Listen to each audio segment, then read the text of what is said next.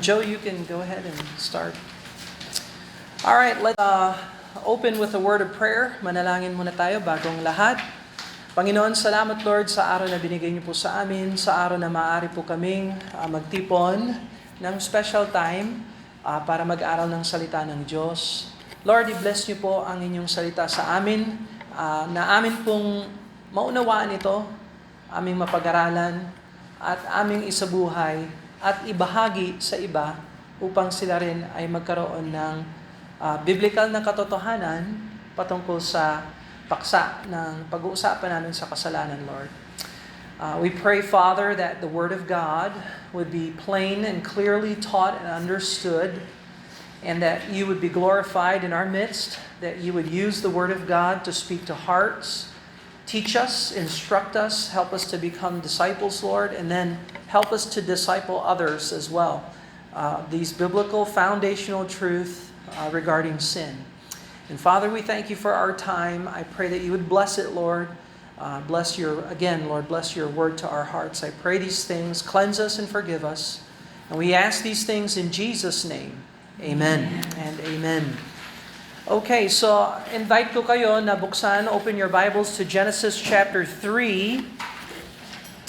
Genesis chapter 3 and verse number 1. Genesis chapter 3 verse 1. We're going to look at a lot of Bible verses today, but I'm going to take my time and explain them so that we can understand the Bible. And you have your notes. Nandyan sa inyo ang notes. So, ito ang aking notes sa unang oras in our first hour. Tapos, sa second hour, Brother RJ will be preaching, teaching. And then, lunch. Pagkatapos ng lunch, ladies, dito kayo. Men, sa kabila. And then, sa pinaka-last hour, balik ulit tayo dito at ipagpapatuloy ko yung notes ko. So kung saan ako matatapos ngayong this first hour, ipagpapatuloy ko hanggang matapos natin yung notes. Kung matatapos ko yung notes. Kung hindi, nandyan yung Bible, basahin, unawaan. Nilagay ko sa English at saka Tagalog para nobody could miss the truth. I put it in English and Tagalog, okay? But we begin in Genesis chapter 3. So, sinong may alam ng patungkol sa aklat ng Genesis? What do you know about the book of Genesis? Just raise your hand. Taas ng kamay kung meron kang alam patungkol sa book of Genesis. Ate Caroline. Pasimula ng paggawa ni Lord within 7 days sa atin. Yun. Okay, so it is the book of creation of everything. And God completed the creation in 7 days. Okay, so Ate Caroline, you are correct. So we want to go to the book of Genesis in order to study sin. Kasi dito nagsimula ang kasalanan sa lansangan ng katauhan, sangkatauhan. Now, ang kasalanan, pumasok ito sa lansangan ng mga anghel. Pero hindi natin pag-aaralan yan ngayon. Ang titingnan natin kung paano ang kasalanan ay pumasok sa lansangan o lipunan ng mga tao. At magsisimula tayo sa book of Genesis kasi ang aklat na ito ay ang simula ng lahat maliban lang ang Diyos.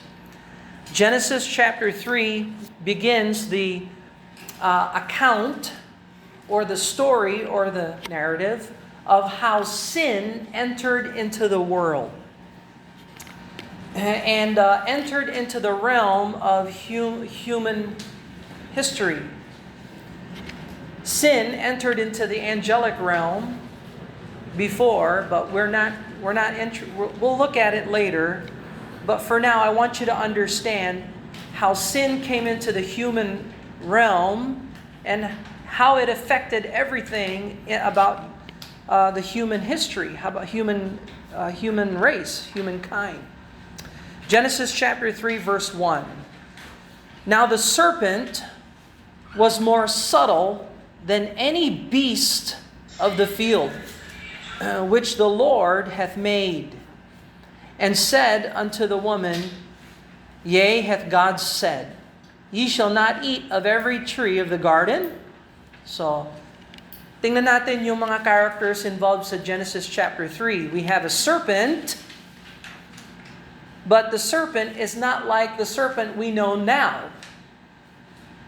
So yung serpent ng Genesis 3, pag sinabing serpent sa Tagalog, ano ibig sabihin ng serpent? Ahas. Pero yung ahas ng Genesis 3 ay hindi katulad ng mga ahas ngayon. Pansinin mo, ang sabi ng Bible, was more subtle o matalino, mahasa, kesa sa anumang mga beast. Ano yung beast sa Tagalog? Ano yung beast sa Tagalog? Halimaw, or animal, or beast. So pansinin mo, yung serpent ay hindi ahas noon, siya ay halimaw, or beast, or animal.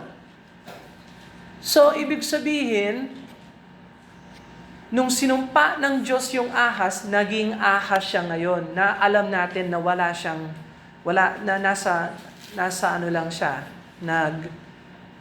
kumikilos siya sa kanyang tiyan.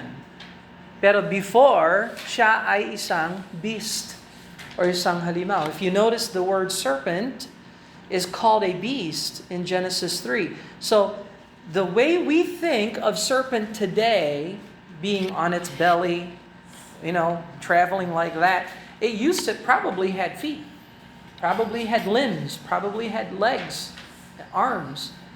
It was a subtle beast, a very wise, intelligent beast.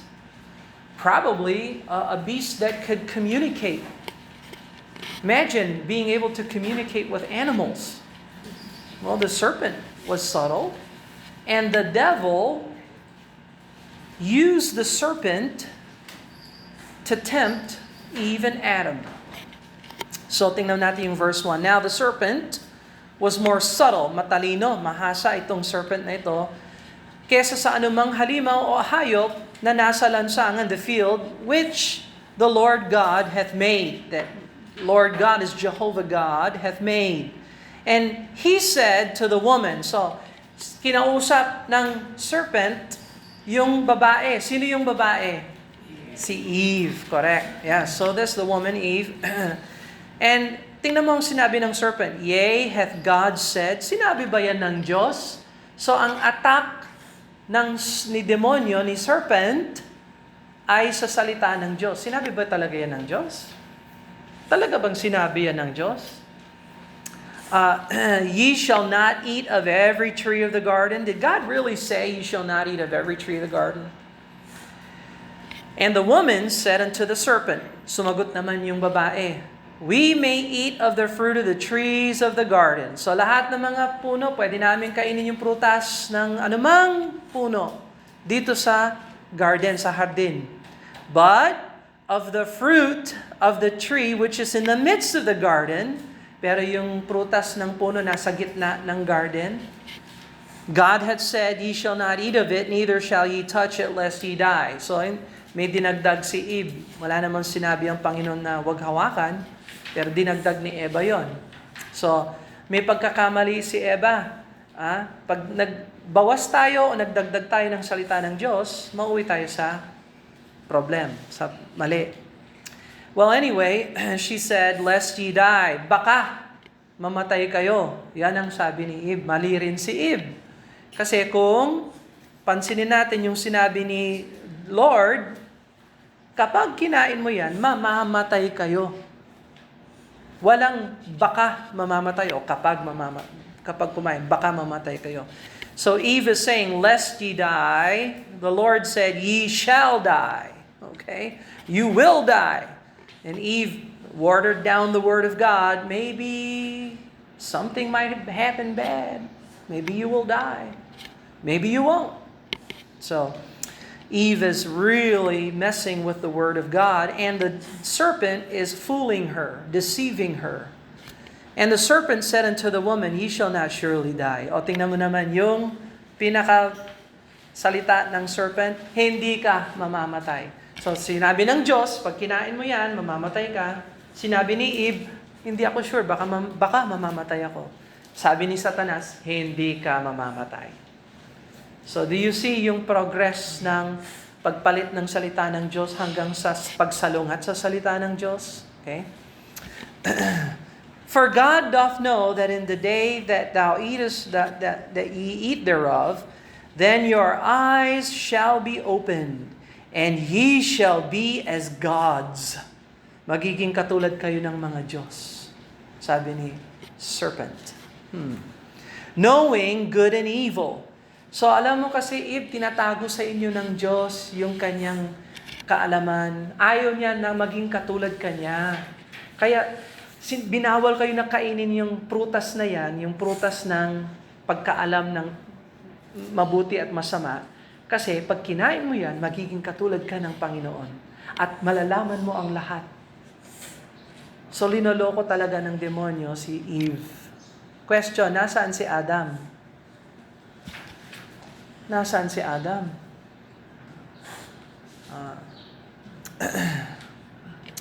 So,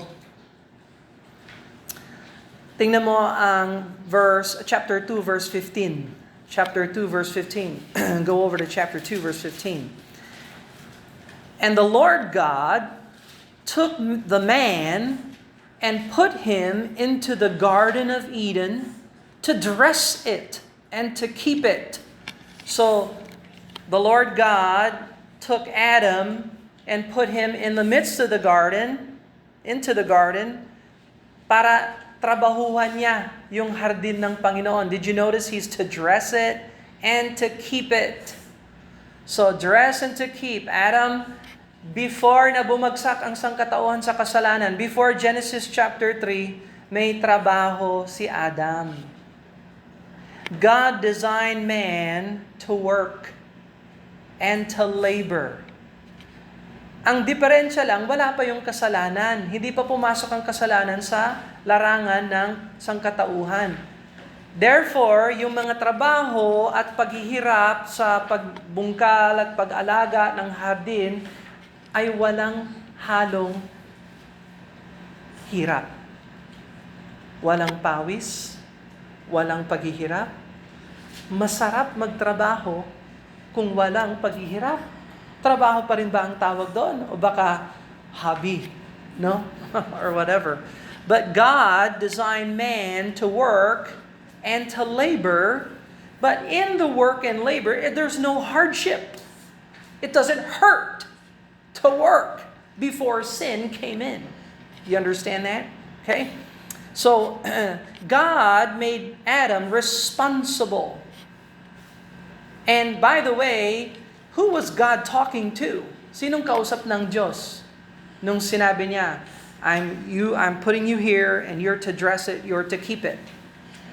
Adam. So verse number 16. And the Lord God commanded the man, saying, of every tree of the garden thou mayest freely eat, but of the tree of the knowledge of good and evil thou shalt not eat of it. For in the day that thou eatest thereof, thou shalt surely die. So God spoke to Adam the rule not to eat lest he die.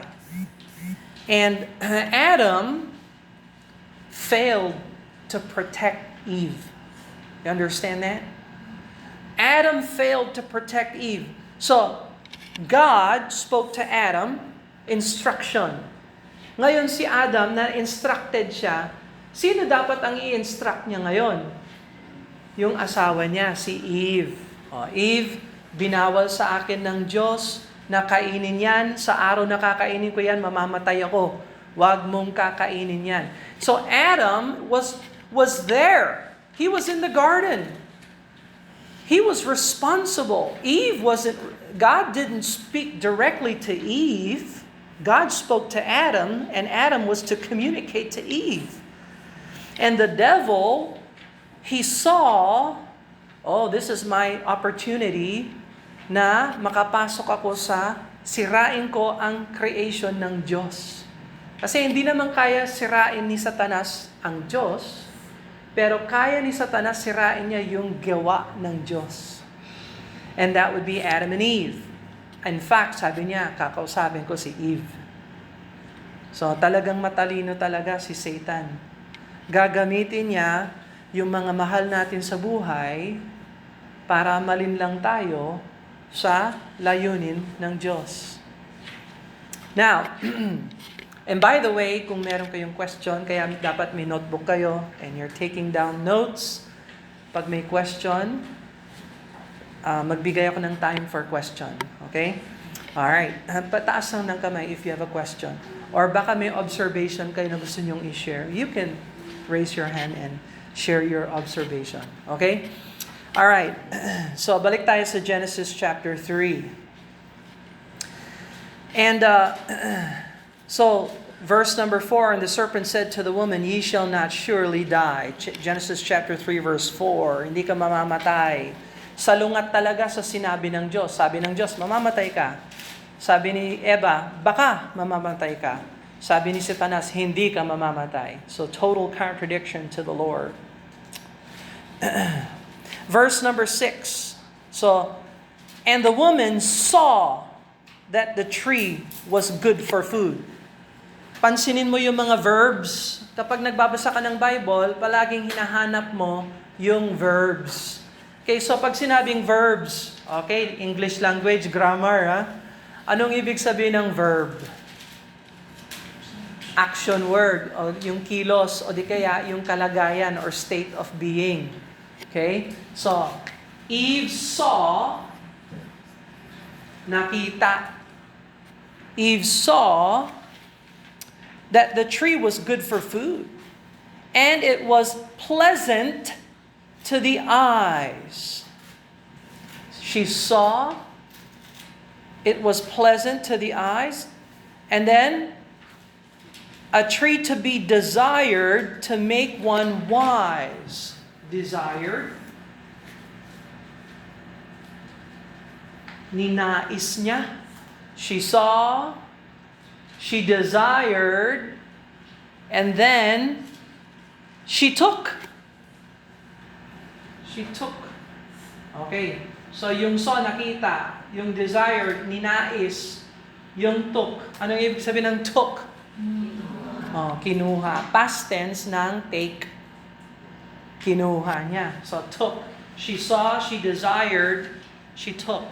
And this is the pattern of sin. It begins with seeing something. I saw. Then it works in your heart. I want that. I need that. I didn't know I needed it. But when I saw it, I need it. I want it. And you know what? I don't care who it is. I don't care how. I'm going to take it. It's mine. I'll take it. This is the pattern of sin. David saw Bathsheba, and he desired her, and then he took her. You understand that? Okay, so it's repeated all over the scriptures. This is the lust of the flesh, the lust of the eyes, the pride of life, and so on and so forth. So anyway, so Eve saw the tree. It was pleasant to the eyes, a tree to be desired, to make one wise. She took of the fruit and did eat, and gave also to her husband with her, and he did eat. Eve was deceived. She didn't know any better. She should have known. Adam was right next to her. He should have protected her from a serpent. But Adam knew. Adam was responsible. He knew. He saw, oh, this is the fruit that God said not to eat. You know what?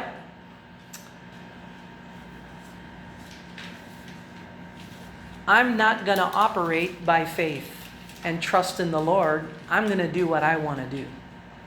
Gagawin ko yung gusto kong gawin. Hindi na lang ako susunod sa Diyos. And that is exactly what sin is. Disobeying God's law or God's rule. So, we'll look at a definition of sin. Sandali lang. Tingnan mo ang 1 John chapter 3 verse 4. Keep a finger in Genesis chapter 3. Diyan ka lang sa Genesis chapter 3. Tapos, punta tayo sa 1 John chapter 3 verse 4.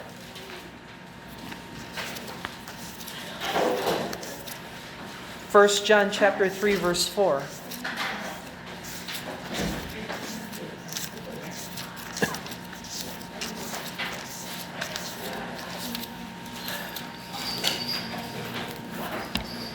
Okay, 1 John chapter 3 verse 4. Tingnan mo ang sabi ng Bible. Whosoever committeth sin transgresseth also the law. For sin is the transgression of the law. So now God gives us a definition or a description of sin. Sin is the transgression of the law. So halimbawa, ito yung law ng Panginoon. Huwag kainin. This is the law. Adam, do not eat the fruit of the tree of the knowledge of good and evil. Do not eat thereof. And Adam transgress. Lumabag siya sa batas ng Diyos. Do you understand that? Nakita na ba kayo ng no trespassing sign sa bahay or sa yard o sa gate?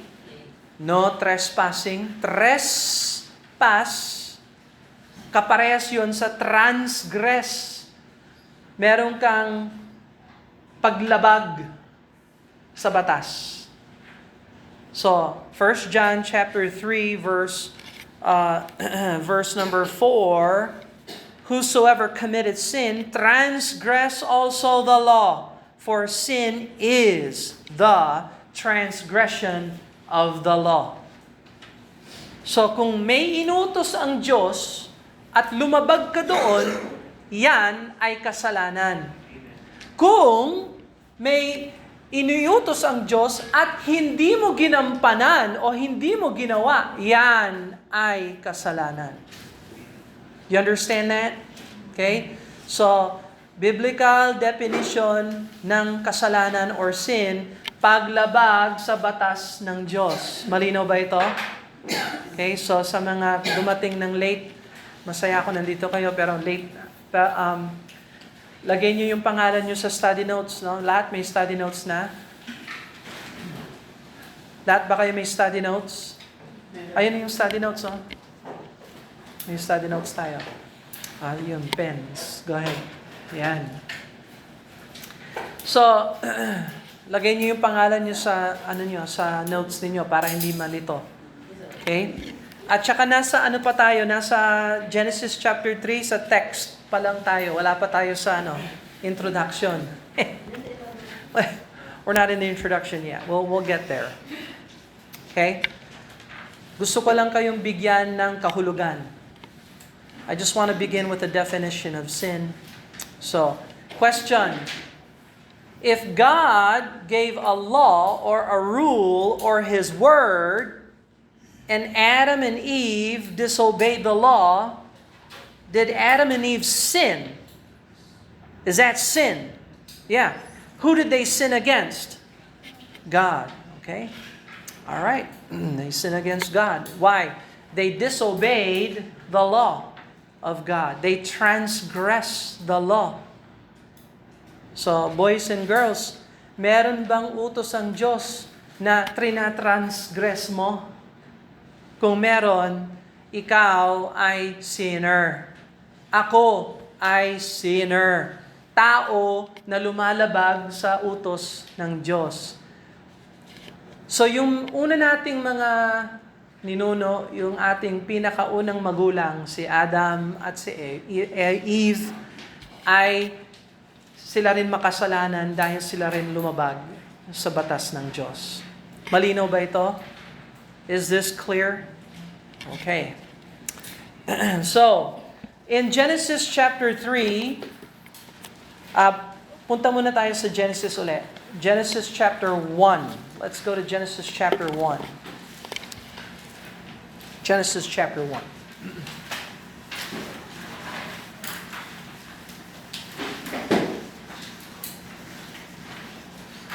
So again, ang aklat ng Genesis ay aklat ng simula. Ibig sabihin ng salitang Genesis ay simula. Simula ng lahat, maliban lang ang Diyos. Genesis chapter 1 verse 1. In the beginning, God created the heaven and the earth. Ano ang verb? Again, pag nagbabasa tayo ng Bible, we always look for the action word, the verb. Ano yung verb sa Tagalog? Pandiwa. Okay, so pag nagbabasa kayo ng Bible, hanapin ninyo yung pandiwa o yung verb. Ang verb nagbibigay kung ano yung ginawa o ano ang kalagayan. Action, word, state of being. So Genesis chapter 1 verse 1, in the beginning, God created the heaven and the earth. What was the main verb? What's the main verb in verse number 1? Created. Sino ang subject? Yun, subject, God created. Tama? God created? Is that correct? So there's your subject, there's your verb. God created. So, makinig kayong mabuti. Ang lansa, ang lipunan natin ngayon ay hindi naniniwala na ang Diyos ay naglikha ng lahat ng mga bagay. Hindi naniniwala ang daigdig na ang mundong ito ay hindi naniniwala sa Genesis chapter 1 verse number 1. Okay? Tanungin mo ang mga scientific teachers, lalo na sa mga high school, college, na mga teachers, educators. Ang sasabihin nila, ay yung Bible, religion yan. Hindi naman yan totoo. At saka yung kwento ng Genesis, gawa-gawa lang yan. Inimbento yan. Siguro, merong parang si Moses, sinulat niya yon, pero katang-isip lang ito. Kung tanungin mo kung paano nabuo ang mundo, saan tayo nanggaling, ang sagot ng lipunan natin ngayon, alam nyo ba kung ano? Nagtatanong ba kayo sa mga, nakikinig ba kayo sa mga teachers nyo? Hindi, no? Nakikinig ba kayo sa akin? O nakaganyan kayo? Question. Anong turo ng eskwela, halimbawa school? Anong turo nila kung saan nanggaling ang buong mundo, saan nanggaling ang tao? Sino makakasabi? Taas ang kamay pag may alam ka. Arian? Big Bang. Yun. So, Big Bang. Nakarinig na ba kayo dito? Ha? Nagsimula ang lahat nung pumutok, sumabog, merong sumabog na mga chemical sa kalawakan nung panahunan, siguro mga billion years ang nakalipas, may sumabog. At dahil doon, nagkaroon ng mga protina. At yung mga protina na yon ay naging buhay, at yung mga protina na yon nagsama-sama, at yung mga protina na yon nabuo ang buhay. Nagsimula ito sa mga chemical, cells, tapos after billions of years ng development, ang tawag doon evolution. Billions of years, Billions of years. Gumanda yung protina hanggang naging tao.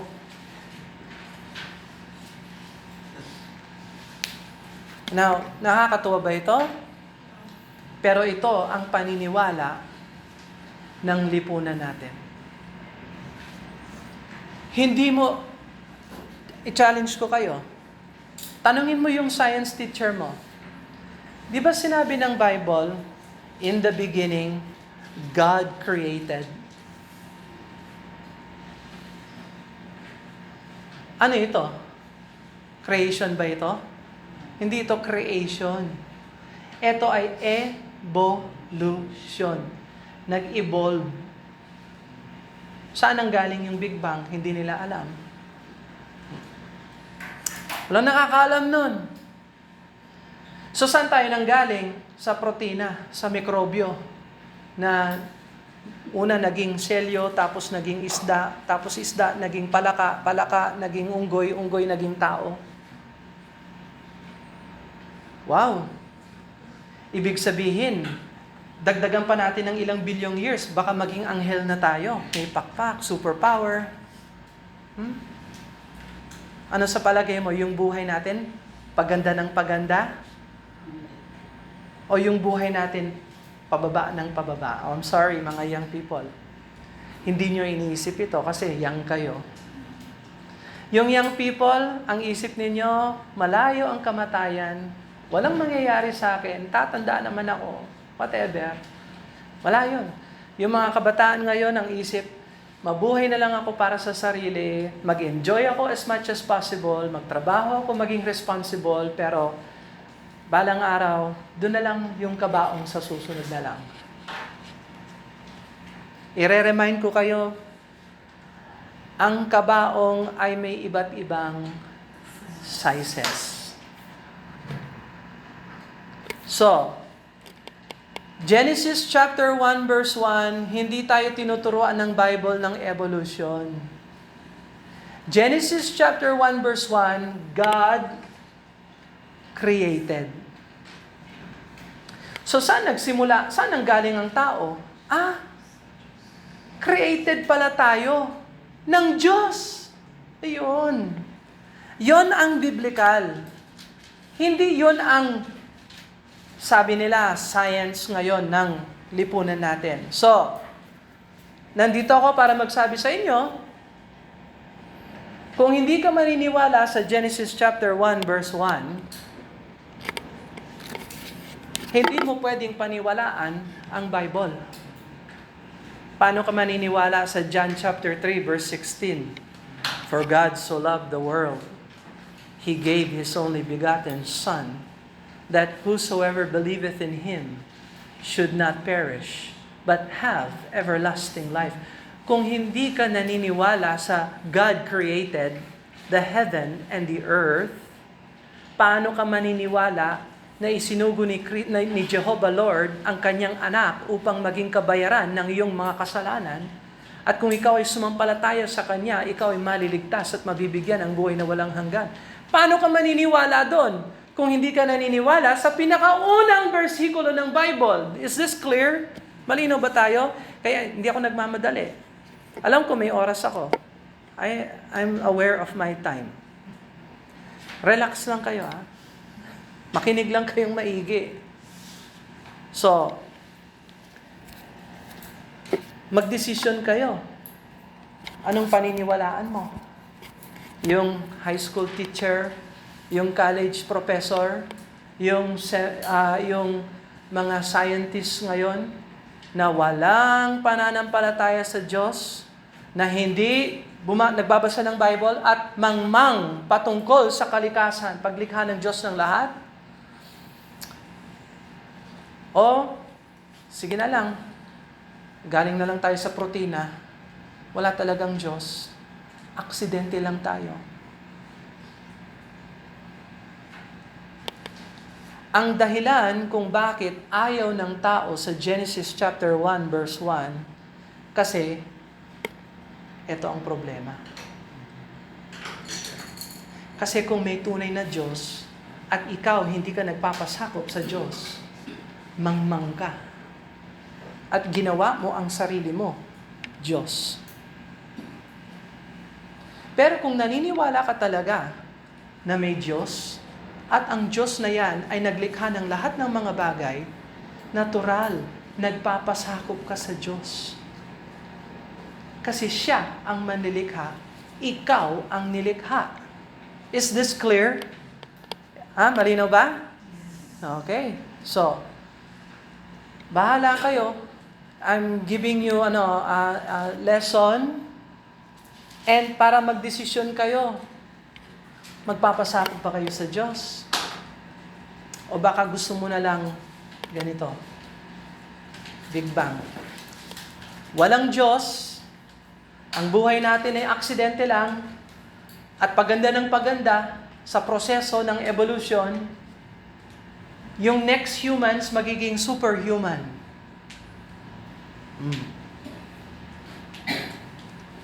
Kung naniniwala ako sa evolution, yung susunod na tao magiging ganyan. Ganyan siya. Bakit, Brother Bill? Kasi yung cellphone, ganyan. Yung susunod na humans, ganyan na. Challenge. Try. Maghintay lang ng billion years. Kung meron. Ay, hindi ako naniniwala dyan. May Bible tayo. May salita ang Diyos. At ang Diyos ay nagpakilala ng kanyang sarili sa pamamagitan ng kanyang salita. At sinabi niya, Genesis chapter 1, in the beginning God created. So you have God as creator. Tama? Siya ang creator. Tayo ang creature or creation. Tama? Okay. Bukod kay God, sino pa ang creator? Bukod kay God, meron pang iba pang creator? Meron ba? Jello, meron? Wala? Wala, no? So, nag-iisa lang ang creator? Is there only one creator? Do we have any more creators? Any other creator? Just God? In the beginning, God created? Just God? God alone? Okay. So, isa lang ang creator. Isa lang ang manlilikha. Yan ang iyang Diyos. Wala nang katulad sa Kanya. Wala nang iba pang creator. Ngayon, creature. Ano yung mga creature? Meron tayong 5 types of life na create ng Panginoon.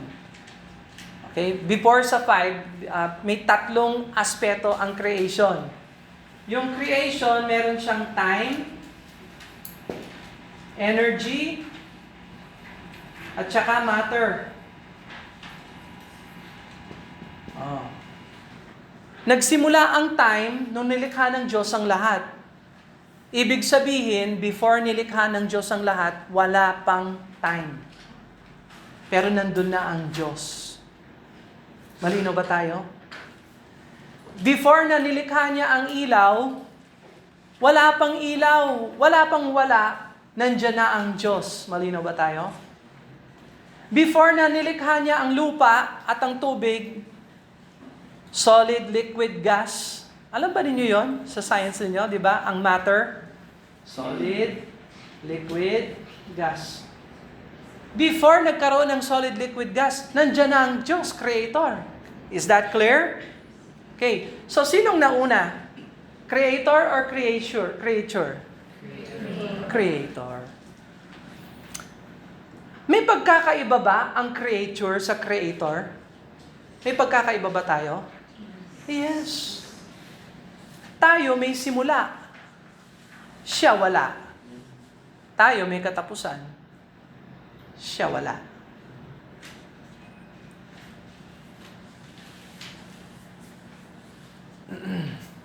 So, nandito ang Diyos, God was here. Wala siyang simula, wala siyang katapusan. Ang tawag natin dyan, eternal. Eternal. Walang simula, walang katapusan. Infinite is another word you could say. Man, tao naman, Nagsimula tayo dito. So tayo ay finite. Finite.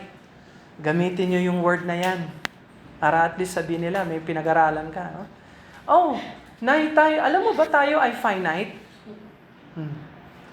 Sabihin nila, ano yun? Finite. Ibig sabihin, meron tayong simula, meron din tayong wakas. Limitado tayo. We are limited because we are created. Creature lang tayo, hindi tayo dito creator. Finite. So pag tinanong kayo ng pinag-aralan nyo, sabihin mo, pinag-aralan namin na ang tao pala ay finite. Kapag tinanong ka, how are you? I'm finite. Pwede mo rin sabihin yun. I'm finite. Okay, so, ano yung 5 uri ng buhay na nilikha ng Diyos? Five life forms that God created. He gave breath and life to. Well, angels, man,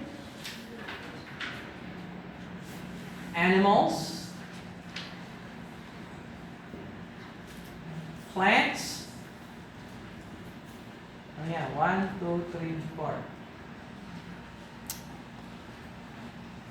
Sali pa natin yung microbes.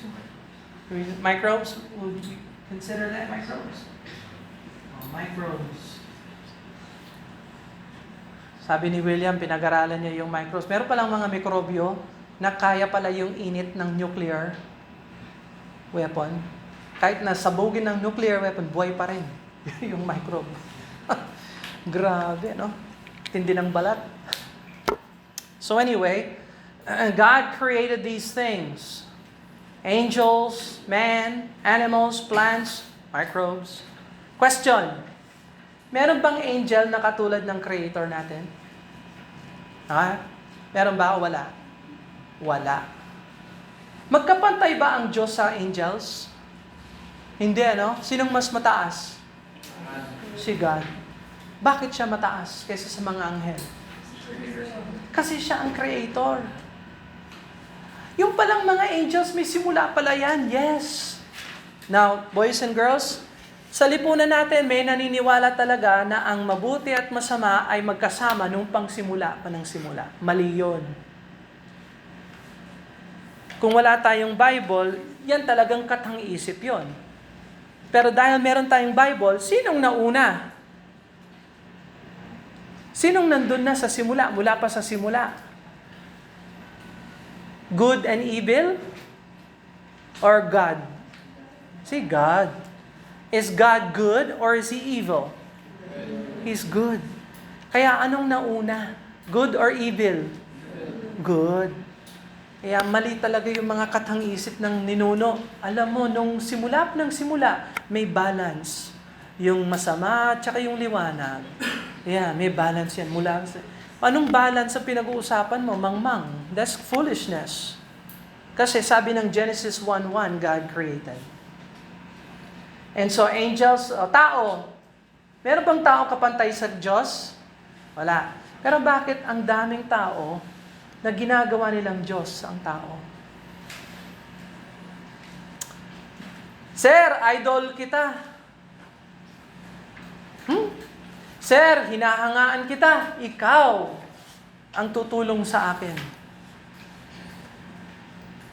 Ginagawa mong creator, Diyos, ito.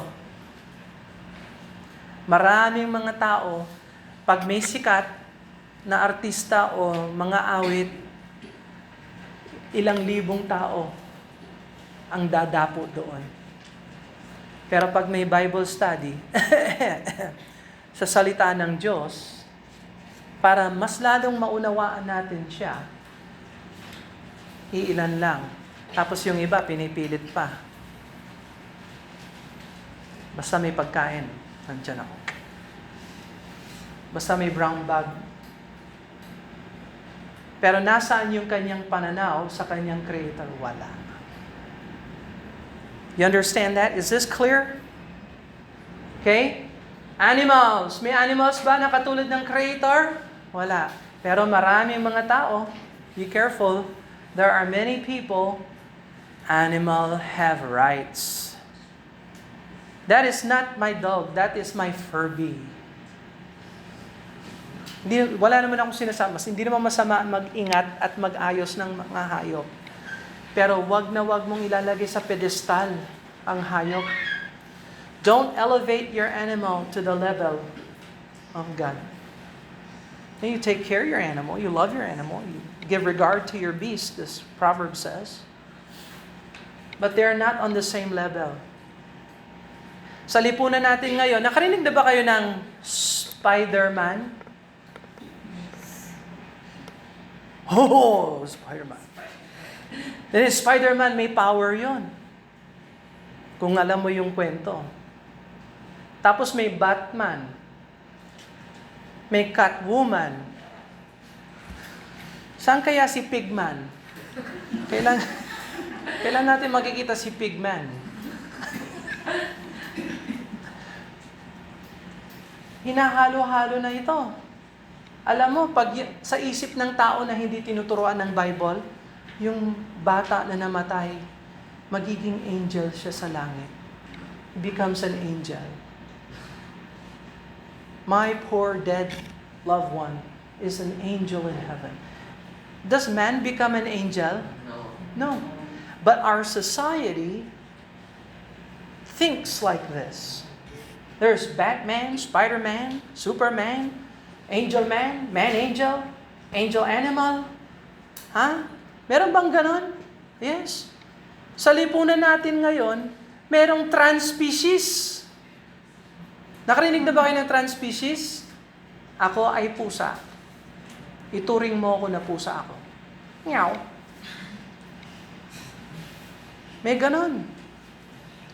Kaya kailangan sa building merong kubeta para sa mga trans-species. No, nakarinig na kayo ng transgender? Ako ay babae. Sinilang ka, lalaki, paano ka naging babae? Alam mo kung bakit ganyan ang isip mo? Kasi walang nagturo sa'yo na merong Diyos na naglikha ng lahat at nilikha ka ng Diyos sa kaurian at kasanayan na binigay sa'yo ng Diyos. Hello? Superman, Batman, transgender man, trans-species. Naunawaan ba ninyo ako? Do you understand what I'm saying? Ha?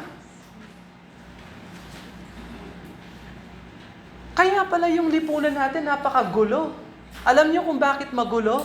Hindi nagpapasakop sa iyong Creator. At hanggat ikaw ay magpasakop sa iyong Creator, ang buhay mo, ang buhay natin, ay never na mag-i-improve. Kasi, nandito ka sa mundo na nilikha ng Diyos. Pero hindi ka kumikilos ayon sa kalikasan at paglikha ng Diyos. Malinaw ba ako? Is this clear? Ha? So, tingnan mo yung introduction. So, study notes, number 1, God is the Creator, and man is part of His creation. Okay? Alright, ipagpatuloy ko na lang ito sa susunod. Let's pray and ask the Lord to bless them. Father in heaven, salamat Lord sa part 1 ng Youth Focus na pwede kami po mag-aral ng salita ng Diyos patungkol sa kasalanan and sin. I pray na tulungan niyo po si Brother RJ sa kanyang time na siya po ay makapag-explain ng Bible at preach and teach the Word of God sa atin. And kami po ay magpapasalamat sa inyo. We love you, Lord, in Jesus' name. Amen and amen. Meron bang question so far? Any question?